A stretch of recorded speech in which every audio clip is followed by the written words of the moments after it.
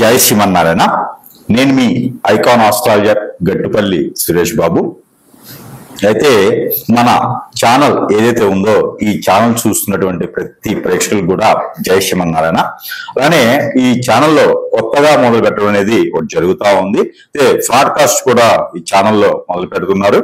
ఇది ఈ ఛానల్ అందరికి కూడా శుభం జరగాలని కోరుకుంటూ, అయితే ముందు ముఖ్యంగా ద్వాదశ రాశుల వారిలో ఏ రాశి వారికి ఎలా ఉంటాయి, అవలక్షణాలు ఏంటి, వాటి యొక్క స్థితిగతులు ఏంటి, అలానే దశ అంతర్దశలు ఉంటాయి. ఈ దశ అంతర్దశల్లో వాటి స్థితిగతులు ఏంటి, వారు ఎలా ఎదుగుతారు అనేది మనము వారి యొక్క పుట్టినప్పుడు డేట్ ఆఫ్ బర్త్ అలా ఉంటే కనుక మనకి వారి యొక్క హారోస్కోప్ తెలుస్తుంది. ఏ నక్షత్రము ఏంటి, వారి యొక్క పరిస్థితి ఏంటి, వారు ఎలా ముందుకు వెళ్ళాలి, వాటి పరిహారాలు ఏంటి, ఇలాంటివన్నీ కూడా మనము ప్రతి గురువు దగ్గర, ఆస్ట్రాలజర్ దగ్గర, పంతులు గారి దగ్గర ఇలా మనం చూపించుకుంటా ఉంటే తెలుస్తూ ఉంటది. అయితే ఇంకోటి కూడా ఉంటుంది, నామ నక్షత్రం. అంటే డేట్ ఆఫ్ బర్త్ లేని వారికి కూడా నామ నక్షత్రం వారికి ఉన్నటువంటి పేరుని బట్టి చెప్పే విధానాలు కూడా లేకపోలేదు, అలా ఉన్నాయి. అయితే ఏది అయినా, ఏ రూట్ అయినా సరే మనిషికి, ఒక వ్యక్తికి మంచి జరిగేయడానికి చేసేటువంటి ప్రయత్నం మాత్రమే ఇవన్నీ. అయితే దాంట్లో నవగ్రహాలు ఉంటాయి. నవగ్రహాలు అనగానే 9, ఛాయాగ్రహాలు 2. ఛాయాగ్రహాలు మనం తీసుకోం కాబట్టి రాహువు, కేతువు, కుజుడు, ఇలాగా సూర్యుడు, చంద్రుడు, బుధుడు, గురువు, ఇలాగా నవగ్రహాలు 9. ఈ నవగ్రహాలన్నీ కూడా మనకి సానుకూలంగా ఉండాలి. అలానే ఈ నవగ్రహాలన్నీ కూడా మన జాతకంలో మనం పుట్టినప్పుడు గోచార ప్రకారంగా ఎలా ఉన్నాయి, ఇప్పుడు ప్రజెంట్ కరెంట్ జనరేషన్ ఇప్పుడు ఎలా ఉంది, ఈ రోజు ఎలా ఉంది చూసుకుంటే ఆ ప్రకారంగా మనము జన్మించినప్పుడు దోషాలు ఉన్నాయా, ఆ తర్వాత ఎదిగి పెద్ద అయిన తర్వాత ఈ బిజినెస్ చేయాలా, జాబ్ చేయాలా, ఏం చదువుకోవాలి, అన్ని కూడా వాటి మీద ఆధారపడి ఉంటుంది. అయితే పెళ్లి చేసుకునే ముందు కంపాటబిలిటీ అంటారు. భార్యాభర్తల మధ్యన ఉండేటువంటి కంపాటబిలిటీ, ఇద్దరి మధ్యన సంకేత భావం ఎలా ఉంది అనేది చూస్తారు. ఆ తర్వాత పిల్లలు పుట్టిన తర్వాత లైఫ్, ఎదుగుతానికి జీవితంలో ఎన్నో రకాల మార్గాలు ఉంటాయి. ఆ మార్గం మనకు సరిపడిందా లేదా, ఇవన్నీ కూడా మనం తెలుసుకోవడానికి నవగ్రహాలు సరిగా ఉన్నాయా లేదా అని చూస్తాం. అయితే ముఖ్యంగా ఏం చెప్తున్నానంటే గనక, ఈ నవగ్రహాల్లో ఒకటైనటువంటిది ఏంటి అంటే గనక కుజుడు.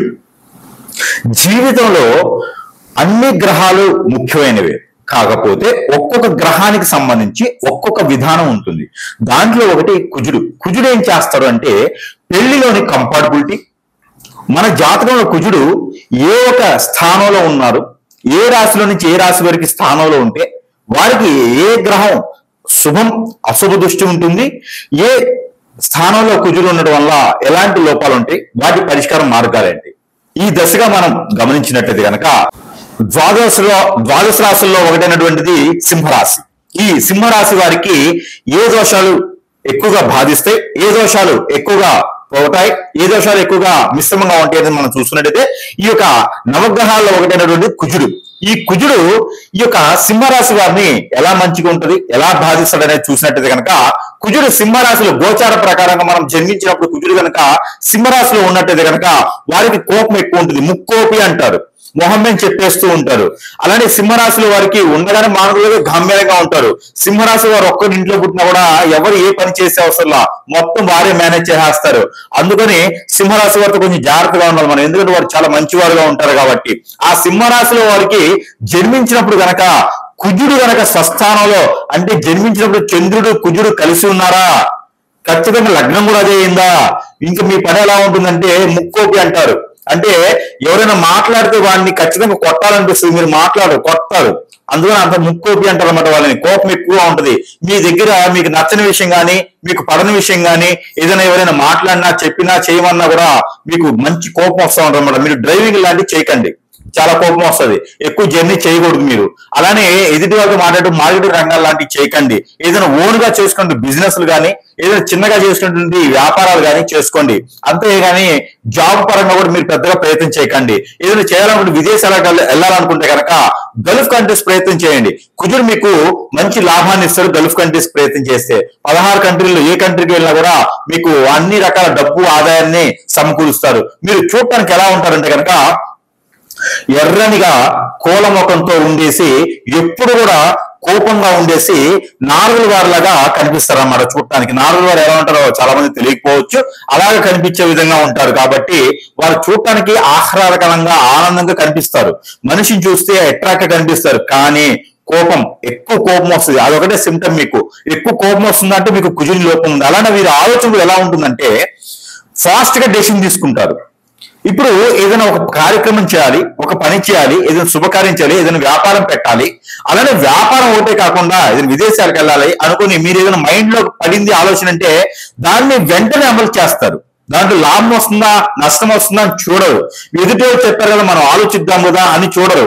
మీరు ఏ రంగాల్లో ఉన్నా కూడా ఏమో ఈయన చెప్పారు కదా అయితేదేమని చెప్పేసి అని రెండో ఆలోచన లేకుండా వెంటనే కాలేస్తారు. అక్కడ బొగ్గుందా మసి ఉందా మశానం ఉందా అని చూడరు. అది ప్యాల్లోనో బురదలోనో వేస్తారు అనుకోండి, కాలు గడి కోస వస్తుంది. అందుకని ఆలోచన విధానము కొంచెం తగ్గించుకోవాలి. మీకు పర్టికులర్ గా రెమెడీ ఏంటంటే ఇక్కడ స్ఫటిక అని ఉంటుంది, స్ఫటిక మాల కానీ లేకపోతే కనుక ఉప్పాల్ స్టోన్ అంటే మూన్ స్టోన్ ఇలాంటి కనుక ఖచ్చితంగా మీరు ధరించినట్లయితే కనుక ఆ కుజునితో వచ్చేటువంటి కోపం అయితే మీకు తగ్గుతుంది. ఆ కోపం మీకు వచ్చేలా ఉండాలంటే మీ సిమ్టమ్ అంటే ఏ స్థానంలో కుజులు ఉండడం వల్ల మీకు వస్తుంది తెలుసా అండి? స్వస్థానం అంటే సింహరాశిలో కుజులు ఉండడం వల్ల మీ గోచర ప్రకారంగా. అయితే ఈ ఒక తులరాశిలో కుజులు ఉండడం వల్ల, అలానే మకర రాశిలో కుజులు ఉండడం వల్ల, అలానే మీకు మీన రాశిలో కుజులు ఉండడం వల్ల కూడా మీ గోచర ప్రకారంగా ఇలా వస్తుంది. అంటే మీకు చూసుకున్నట్టయితే కనుక 2, 4, 6 స్థానంలో కుజులు ఉండడం వల్ల మీకు కుజ దోషం కింద కూడా మనకి పరిగణలో తీసుకోవడం జరుగుతుంది. అయితే మనకి 2020 సంవత్సరం సెప్టెంబర్ 13వ తారీఖు వరకు కూడా కన్యా రాశిలో అంటే 2వ స్థానంలో కుజులు ఉన్నాడు కాబట్టి మీకు పెద్దగా కుజులు బాధించడు. ఎందుకంటే 2వ స్థానంలో కుజులు ఉండడం వల్ల కుజులు బాధించలేని గురువు గారు అనుకోవచ్చు. అయితే మీకు గురుబలం ఉంది, ఎందుకంటే 11వ స్థానంలో గురువు ఉన్నాడు. ఆ 11వ స్థానంలో గురువు ఉండడం వల్ల మీకు ఈ కుజ దోషం అనేది పెద్దగా పరిగణలో తీసుకోవాల్సిన అవసరం లేదు. అలాగే మీన రాశిలో ఉన్నటువంటి అష్టమ శ్రేణిలో ఉన్నటువంటి ఏదైతే శని భగవానుడు ఉన్నాడో అది కూడా మీకు బాధిస్తుంది. కాబట్టి ఈ కుజుడి యొక్క స్వభావం గాని కుజుని యొక్క లక్షణాలు కానీ మీరు అంతగా బాధించకపోవచ్చు. కానీ రానున్నటువంటి కాలంలో సెప్టెంబర్ 13వ తారీఖున 2020 సంవత్సరంలో కుజులు మారతారు. ఎక్కడికి? తులారాశికి. ఈ తులారాశి కుజులు వచ్చినప్పుడు పెళ్లిళ్ళు లాంటివి చేసుకోవడానికి చేయకండి. అలానే కుజుడు కన్యా రాశిలో ఉన్నప్పుడు కూడా ఎలాంటి లోపాలంటే కనుక భార్యాభర్తల మధ్య గొడవలు రావచ్చు, కోర్టు వరకు వెళ్ళొచ్చు, లేదా స్టేషన్లకు అత్తమామలతో కూడినటువంటి కేసులు పెట్టొచ్చు. అది ఏమో కేసులు అంటారు కదా, అలాంటి కేసులు ఏదన్నా చట్టరీత్యా కూడా పెట్టేటువంటి అవకాశాలు మెండుగా కనిపిస్తా ఉన్నాయి. 360, 490 కేసెస్ అంటారు. అలాంటి కేసెస్ కూడా కనిపిస్తున్నాయి. కాబట్టి భార్యతో జాగ్రత్తగా ఉండండి తులారాశి వారు. అంటే భర్తతో కూడా జాగ్రత్తగా ఉండాలి తులారాశి వారు. ఇలా చేసుకున్నట్టయితే కనుక మనము చూలి మాట్లాడకుండా ఉండాలి. ఇది మీకు ఇచ్చేటువంటి ప్రత్యేకమైన రెమెడీ. ప్రతి నిత్యం కూడా యోగా ఆసనాలు వేసుకుంటూ సూర్య నమస్కారాలు చేసుకుంటూ ఉంటే కనుక ఆ కుజుని యొక్క దోషం అనేది మీకు తొలగిపోతుంది. ఇంకా కూడా కుజుని దోషాలు కొంతమేర తొలగాలనుకుంటే ఈ యొక్క పరిహారం చేసుకున్నట్టయితే కనుక ఖచ్చితంగా ఆ కుజుని యొక్క పటాపంచి లేదానికి అవకాశం ఉంది. కాబట్టి ఈ పరిహారాలు అయితే మీకు. అయితే ఈ రాశి వారు ఎవరైతే ఉన్నారో ఈ రాశి వారు కనుక ఈ చిన్న పరిహారం చేసుకున్నట్టయితే కుజునికి సంబంధించిన దోషాలన్నీ కూడా ఖచ్చితంగా పటాపంచి వేసి వారి జీవితం అంతా కూడా సుసంపన్నంగా సుశోభనంగా బహువిధంగా ఉండేలాగా ఉంటుంది. కాబట్టి మీరు అందరూ కూడా ఈ చిన్న పరిహారాలు పాటించేసి అదృష్టవంతులు అవ్వచ్చు. ఆ పరిహార నిమిత్తం ఏంటంటే కనుక పరిహారాల కన్నా ముందు ఒక చిన్న విషయం ఈ గురువు గారు చెప్తున్నారు. ఏమిటి అంటే నేను మీ అందరి కోసం కూడా ఒకటి తీసుకురావడం జరుగుతూ ఉంది. అది ఏమిటి? నాగమణి. ఈ నాగమణి అనేది ప్రతి ఒక్కరు కూడా నేను ఉచితంగా మీ చెంతకి చేర్చడం అనేది జరుగుతుంది. ఎందుకు అంటే ఈ నాగమణి ఎవరింట్లో అయితే గనక ఇది సాలగ్రామం లాగా పూజ చేసుకోవచ్చు. ఇంట్లో పూజా మందిరంలో పెట్టేసి పూజ చేసుకోవచ్చు. ఈ సాలగ్రామంలో పూజ చేసినటువంటి నాగమణి ఏదైతే ఉందో ఈ నాగమణి అనేది గనక మీ ఇంట్లో ఉందా మీకు అదృష్టం తొలతూగుతున్నట్టే, ధనధాన్యాలు వర్షం కురిసినట్టే, మీ ఇంట్లో నెగిటివిటీ అంతా పోయినట్టే. మీకు కాలసర్పదోషం, నాగదోషం, కుజదోషం, సర్పదోషాలు ఇంకేమైనా ఉన్నా, మీకు పూర్వీక శాపం, పూర్వీక దోషం, అలానే శుక్ర దోషాలు అంటే ఏమైనా ఉన్నా, పెళ్లిళ్ళు కాకపోయినా, నిద్ర పట్టకపోయినా, ఆందోళన, బ్లాక్ మ్యాజిక్, హిప్నాటిజం, చేతబడి, ఇలాంటి బాగలముఖి, భానుమతి విద్య లాంటివి జరిగినాయా మీ అందరికీ కూడా శాశ్వత పరిష్కారం కాకపోయినా ఉపశమనం అయితే మాత్రం ఖచ్చితంగా ఈ నాగమణి అనేది ఇస్తుంది. బాలరిష్ట రోగాలున్నా, దిష్టి దోషాలున్నా కూడా ఈ నాగమణి దిష్టి తీసుకొని కాల్చుకోవచ్చు. అది ఒక ప్రక్రియ. లేదు ఇంట్లో పూజా మందిరంలో పెట్టేసి ప్రతినిత్యం కూడా దీప ద్వైప నైవేద్యం పెట్టినట్టయితే కనుక మీకు ఆ దోషాలను కూడా పటాపంచలైపోతుంది. కాబట్టి ఇది ఒక చిన్న పరిహారం. నా వంతుగా నేను అందరికీ కూడా ఉచితంగా ఇవ్వడం అనేది జరుగుతూ ఉంది. ఇకపోతే ఈ నాగమణితో పాటు ప్రతి రాశి వారు కూడా చేసుకోవాలి అనుకున్నటువంటి పరిహారాలు కొన్ని ఉన్నాయి. ఆ పరిహార నిమిత్తం కూడా మీరు చేసుకున్నట్టయితే కనుక ఈ యొక్క దోషాలను కూడా పటాపంచలేకపోతాయి. దాంతో పాటు ఈ యొక్క కుజదోషం ఉన్నవారు ఏం చేయాలంటే కనుక ముందుగా దానం. ఆ దానం ఏంటి? కందులు 1 కిలో, అలానే గోధుమలు 1 కిలో, ఉలవలు 1 కిలో, ఇవి తీసుకోవాలి. ఇవి తీసుకొని రాగి పాత్ర, చెమ్ము, గ్లాసు, తీగ, ఏదైనా రూపు ఏదైనా ఒకటి చేతిలో తీసుకోవాలి. ఇవన్నీ కలిపితో పాటు దానిమ్మ పళ్ళు ఉంటాయి, ఈ దానిమ్మ పళ్ళు కూడా ఒక 6 తీసుకోవాలి. అలానే మనకి సీజన్ వైజ్ గా వచ్చేటువంటి రేగి పళ్ళు, లేదా రేగి ఆకు, లేదా రేగి కొమ్మ, ఇవి కూడా తీసుకోవచ్చు. ఇవన్నీ కూడా బ్రాహ్మణోత్తమునికి దానం ఇవ్వాలి. మీ సమీపంలో ఎవ్వరు తీసుకోవట్లేదా? ఇవన్నీ తీసుకెళ్లి నవగ్రహాల్లో ఒక గ్రహమైనటువంటి కుజుడు ఉంటాడు, ఆ కుజుని మీద నమస్కారం చేసుకుని, నాయన నాకేం తెలియదు, నా కుజుడంతా బాధిస్తున్నాడు, కాపాడండి అని చెప్పేసి అని ఆ స్వామి వారి మీద అభిషేకం చేసుకోండి. ఏదైనా మంగళ బుధవారాలు ఉదయం సమయంలో చేసుకుంటే ఆ కుజుని చుట్టూ కాకుండా నవగ్రహాల చుట్టూ 11 ప్రదక్షిణ చేయండి. ఓం నమో కుజ ఈశ్వరాయ నమః అనే మంత్రాన్ని జపనం చేసుకుంటూ ప్రదక్షిణ చేయండి. ఈ ఏవైతే మీరు తీసుకెళ్ళిన ధాన్యం ఉందో అది అక్కడ వదిలేసేయండి, అంటే స్వామివారి మీద పోయండి. మరొక రెమెడీ, మీరు ప్రతినిత్యము కూడా నవధాన్యాలు అని దొరుకుతాయి మనకి పచారీ షాపుల్లో, పూజ సామాగ్రి షాపులో నవధాన్యాలు అంటే ఇస్తారు. మనం ఇల్లు కట్టుకునేప్పుడు శంకుస్థాపన చేసేప్పుడు కూడా నవధాన్యాలు వేస్తాం. ఆ నవధాన్యాలు తీసుకొచ్చుకొని ప్రతినిత్యము కూడా నాకున్నటువంటి గ్రహరీత్యా దోషాలన్నిటితో పాటు కుజ దోషం కూడా తొలగిపోవాలి అని అనుకుంటే కనుక, నాకు కుజదోషం సింటమ్స్ ఉన్నాయి అనుకునే వారు నవధాన్యాలు 1 టీ స్పూన్ అంత తీసుకొని చేతిలో పెట్టుకొని క్లాక్ వైజ్ గా దిష్టి తీసుకొని అవన్నీ కూడా పారేటువంటి నీటిలో కానీ పొదలుగా ఉన్న చెట్లలో కానీ వేయాలి. ఇదొకటి. వీటితో పాటు తెల్ల ఆవాలు కూడా తీసుకోవచ్చు. గసగసాలని దొరుకుతాయి మనకి, ఆ గసగసాలు ఈ 2 కలిపి కూడా మనం దిష్టి తీసుకొని పడేయచ్చు. మరొక రెమెడీ, అలానే ఈ కుజదోషం బాధిస్తుందన్న వారు, ఏ పనులు ముందుకెళ్ళట్లేదన్న వాడు ఈ యొక్క పరిహారం చేసుకోవచ్చు. ఏమిటది అంటే, మిరియాలు అంటే పెప్పర్ అంటారు, బ్లాక్ పెప్పర్ సీడ్, ఇవి అన్ని కూడా మనం తీసుకొని ఏదైనా మంగళవారం రోజున ఆ నవగ్రహాల వద్ద ఉంచి, లేదా హనుమాన్ మందిరంలో కానీ, లేదంటే కార్తికేయ దగ్గర కానీ, సుబ్రహ్మణ్య స్వామి దగ్గర కానీ అవి ఉంచేసి అవి తీసుకొచ్చుకొని ఇంట్లో పెట్టుకొని అవన్నీ కూడా మనము ప్రతినిత్యము ఉదయాన్నే పరగడుపున 2 మిరియాలు తిన్నట్టయితే కనుక మీకు కుజునికి సంబంధించిన దోషం అనేది కూడా కొంతమేర తగ్గుతుంది. ఇవన్నీ కూడా మన కోసం పరిహారాలు. వీటిలో ఏ పరిహారం మీరు పాటించినా కూడా మీకు ఆ అదృష్టం అనేది ఉంటుంది. ఆ కుజుని యొక్క దోషం అనేది పటాపంచి వేసి మీకు అంతా దోషం ఇస్తుంది. కాబట్టి ఈ యొక్క మేర ప్రయత్నం చేసి ఈ రాసుల వారికి మనం చెప్పినటువంటి పరిహార నిమిత్తంగా మనం చూసినట్టయితే కనుక, ఈ కుజుడు బాధిస్తున్నటువంటి అందరికీ కూడా నేను చెప్పాలనుకున్నటువంటి పరిహారం ఏంటంటే కనుక, మీకు ఎక్కడైనా ఊళ్ళల్లో కావచ్చు, వీధుల్లో కావచ్చు, విలేజ్ల్లో కావచ్చు, లేకపోతే ఈ రోజుల్లో నర్సరీలు బాగా పెరిగిపోయినాయి కాబట్టి అవేర్నెస్ పెరిగిపోయింది, నర్సరీలు బాగా ఉన్నాయి. ఎక్కడైనా సరే ఒక కొబ్బరి చెట్టు కానీ, ఒక వేప చెట్టు కానీ, లేకుంటే కనుక ఒక అరటి మొక్క కానీ తీసుకుని వెళ్ళండి. ఈ మొక్కలు తీసుకుని వెళ్ళేసి వేప చెట్టు అయితే గనక ఎక్కడైనా నాటండి.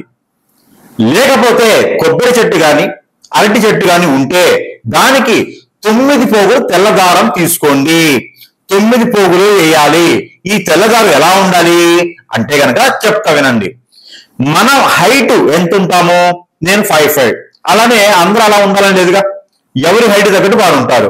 వారు ఏం చేయాలంటే తెల్లని దారం తీసుకొని బొటన వేలు నుంచి తల వరకు ఇలా కొలుచుకోవాలి. 9 పోగులు కొలిసినటువంటి దారాన్ని, ఈ 9 పోగుల్ని సగం చేయాలి.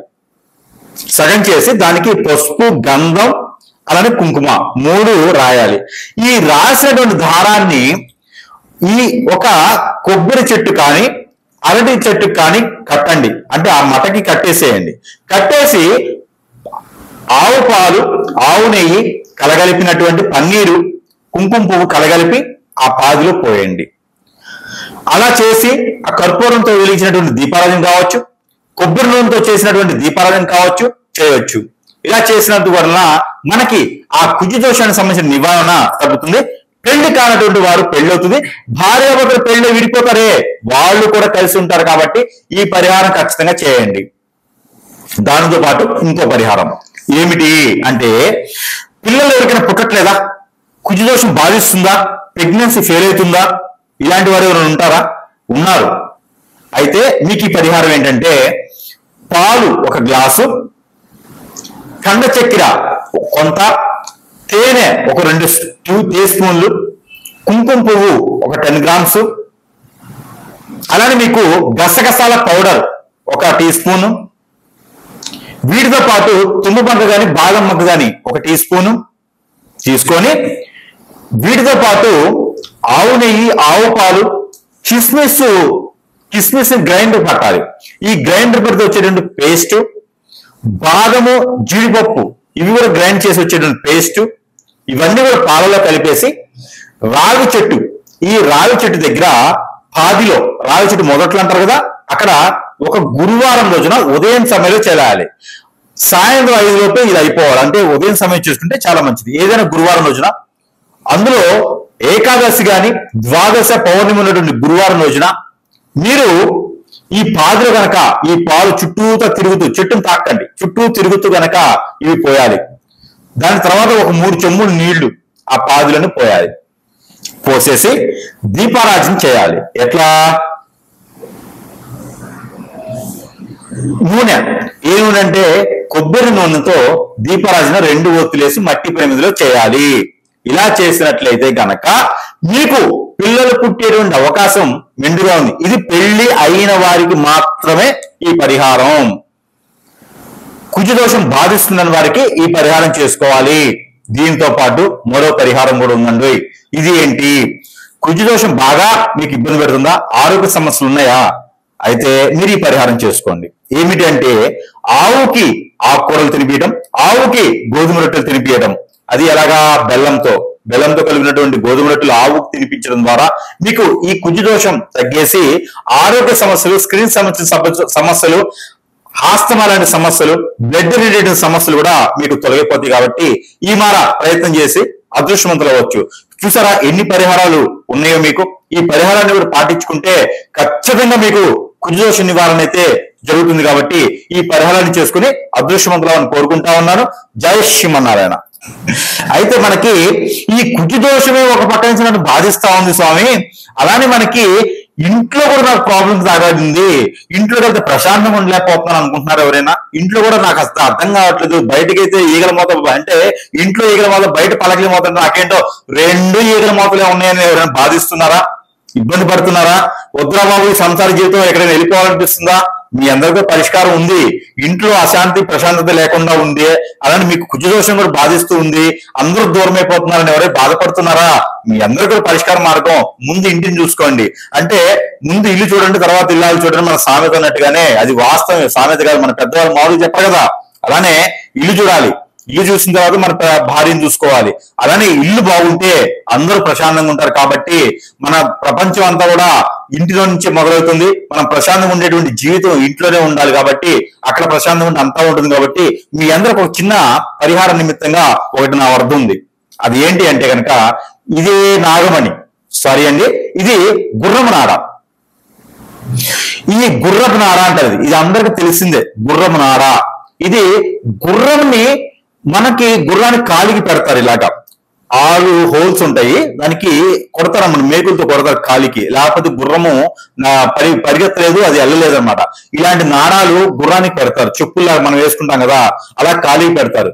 ఈ కాలికి పెట్టి వాడినటువంటి నార అంటే ఎన్నో చెడు దోషాలని నివారించినటువంటి నార ఇది.